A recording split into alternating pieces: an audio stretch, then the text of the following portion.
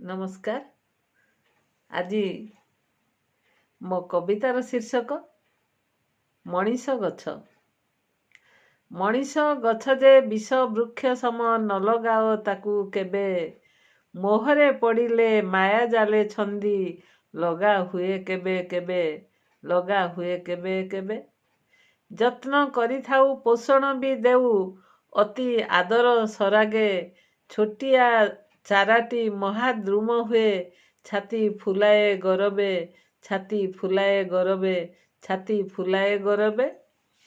ଦିଏ ନାହିଁ ଫୁଲ ଫଳ ଅବା ଛାଇ, ଦିଏ ନାହିଁ ଅମ୍ଳଜାନ, ବଞ୍ଚିବା ପାଇଁକି ସାହାରା ନଦିଏ, ହଜି ଯାଏ ତାର ଜ୍ଞାନ, ହଜି ଯାଏ ତାର ଜ୍ଞାନ, ହଜି ଯାଏ ତାର ଜ୍ଞାନ।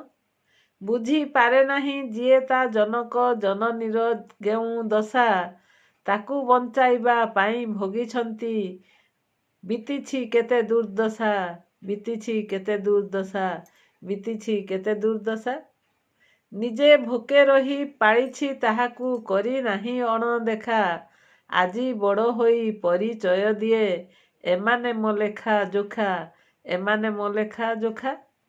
କିଏ ପୁଣି କହେ ଇଏ ମୋ ଚାକର, କରୁଅଛି ଦେଖା ଶୁଣା, ଲାଜ ଲାଗେ ତାକୁ ପରିଚୟ ଦେବା, କରିଥାଏ କଟକଣା, କରିଥାଏ କଟକଣା, କରିଥାଏ କଟକଣା।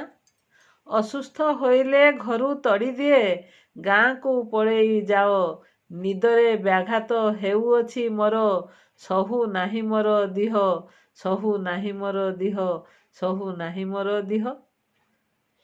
ବଗିଚା ପାଇଁକି ନୂଆ ମାଳି ଗୋଟେ ଆଣିମୁ ରଖିବି ଶୁଣ, ଲୁଗାପଟା ଧରି ଚାଲି ଯାଅ ତୁମେ, ଗନ୍ଧି ହୁଅ ଭଣ ଭଣ, ଗନ୍ଧି ହୁଅ ଭଣ ଭଣ, ଗନ୍ଧି ହୁଅ ଭଣ ଭଣ।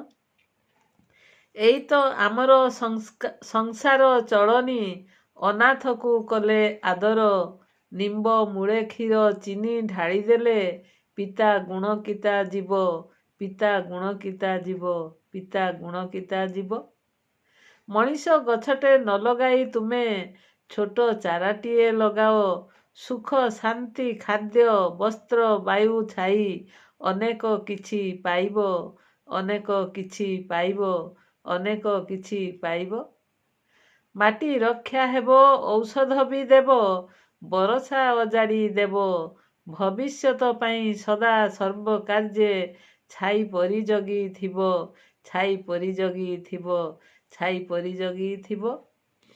ବିଚାର ଛାଡ଼ିଲି ପାଠକଙ୍କ ହାତେ, ସୁବିଚାର କରି ଦେବେ, କାହାକୁ ବାଛିବେ ଏ ଦୁଇ ଭିତରୁ, ବିଜ୍ଞ ଜନେ ବିଚାରିବେ, ବିଜ୍ଞ ଜନେ ବିଚାରିବେ, ବିଜ୍ଞ ଜନେ ବିଚାରିବେ।